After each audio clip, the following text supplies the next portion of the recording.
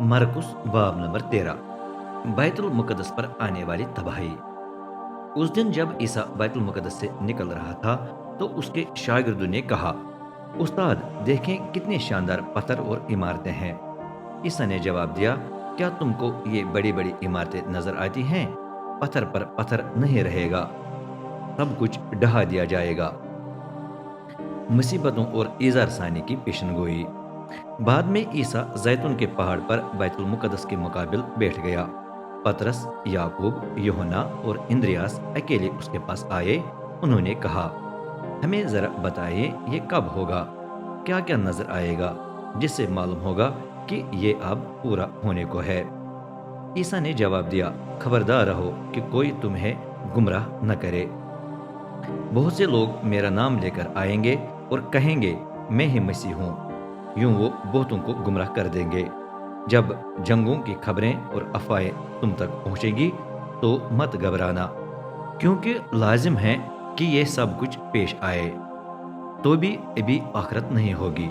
एक कौम दूसरे के खिलाफ उठ खड़ी होगी और एक बादशाही दूसरे के खिलाफ। जगह जगह जल्जले आएंगे, काल पड़ेंगे, लेकिन ये सब दर्द-ए-ज़ह की इब्तिदा ही होगी। तुम खुद खबरदार रहो, तुमको मकामी अदालतों के हवाले कर दिया जाएगा और लोग यहूदी इबादत खानों में तुम्हें कोड़े लगवाएंगे। मेरी खातिर तुम्हें हुक्मरानों और बादशाहों के सामने पेश किया जाएगा। यूं तुम उन्हें मेरी गवाही दोगे। लाजिम है कि आखिरत से पहले खुदा की खुशखबरी तमाम अकवाम को सुनाई जाए। लेकिन जब लोग तुमको गिरफ्तार करके अदालत में पेश करेंगे तो ये सोचते सोचते परेशान न हो जाना कि मैं क्या कहूँ। बस वही कुछ कहना जो खुदा तुम्हें उस वक्त बताएगा, क्योंकि उस वक्त तुम नहीं बल्कि रूहुल कुदस बोलने वाला होगा। भाई अपने भाई को और बाप अपने बच्चे को मौत के हवाले कर देगा। बच्चे अपने वालिदैन के खिलाफ खड़े होकर उन्हें कत्ल करवाएंगे।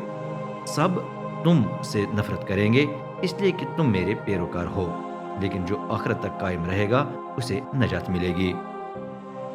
बैतुल मुकद्दस की बेहुरमती। एक दिन आएगा जब तुम वहां जहां उसे नहीं होना चाहिए वो कुछ खड़ा देखोगे जो बेहुरमती और तबाही का बायस है। कारी इस पर ध्यान दे।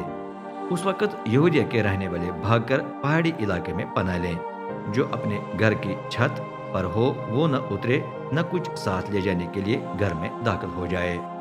जो खेत में हो वो अपनी चादर साथ ले जाने के लिए वापस न जाए। उन खवातीन पर अफसोस जो उन दिनों में हामिला हों या अपने बच्चों को दूध पिलाती हों।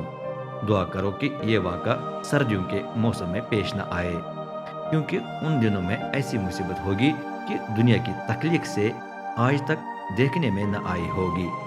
इस किस्म की मुसीबत बाद में भी कभी नहीं आएगी। और अगर खुदावंद इस मुसीबत का दौरानिया मुख्तसर न करता तो कोई न बचता, लेकिन उसने अपने चुने हुओं की खातिर उसका दौरानिया मुख्तसर कर दिया है। उस वक्त अगर कोई तुमको बताए, देखो मसीह यहाँ है या वो वहाँ है, तो उसकी बात न मानना, क्योंकि झूठे मसीह और झूठे नबी उठ खड़े होंगे जो अजीब व गरीब निशान और मोज़े दिखाएंगे ताकि खुदा के चुने हुए लोगों को गलत रास्ते पर डाल दें। अगर ये मुमकिन होता, इसलिए खबरदार, मैंने तुमको पहले ही इन सब बातों से आगाह कर दिया है। इब्ने आदम की आमद। मुसीबत के उन दिनों के बाद सूरज तारीक हो जाएगा और चांद की रोशनी खत्म हो जाएगी। सितारे आसमान पर से गिर पड़ेंगे और आसमान की कुव्वतें हिलाई जाएंगी। उस वक्त लोग इब्ने आदम को बड़ी कुदरत और जलाल के साथ बादलों में आते हुए देखेंगे और वो अपने फरिश्तों को भेज देगा ताकि उसके चुने हुए लोगों को चारों तरफ से जमा करे, दुनिया के कोने कोने से आसमान की इंतहा तक इकट्ठा करे। इंजीर के दरख्त से सबक। इंजीर के दरख्त से सबक सीखो। जो ही उसकी शाखें नरम और लचकदार हो जाती है और उनसे कुंपलें फूट निकलती हैं, तो तुमको मालूम हो जाता है कि गर्मियों का मौसम करीब आ गया है। इसी तरह जब तुम ये वाक़ात देखोगे तो जान लोगे कि इब्ने आदम की आमद करीब बल्कि दरवाजे पर है। मैं तुमको सच बताता हूँ, इस नस्ल के खत्म होने से पहले पहले ये सब कुछ वाक़ा होगा। आसमान व ज़मीन तो जाते रहेंगे, लेकिन मेरी बातें हमेशा तक कायम रहेंगी। किसी को भी उसकी आमद का वक्त मालूम नहीं। لیکن کسی کو بھی علم نہیں کہ یہ کس دن یا کون سی گھڑی رونما ہوگا۔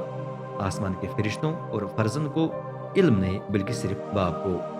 چنانچہ خبردار اور چوکڑے رہو، کیونکہ تم کو نہیں معلوم کہ یہ وقت کب آئے گا۔ ابن آدم کی آمد اس آدمی سے مطابقت رکھتی ہے جسے کسی سفر پر جانا تھا۔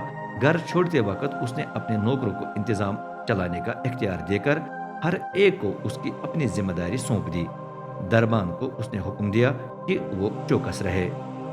تم بھی اسی طرح چوکس رہو، کیونکہ تم نہیں جانتے کہ گھر کا مالک کب واپس آئے گا، شام کو، آدھی رات کو، مرغے بانگ دیتے یا پاؤ پھٹتے وقت۔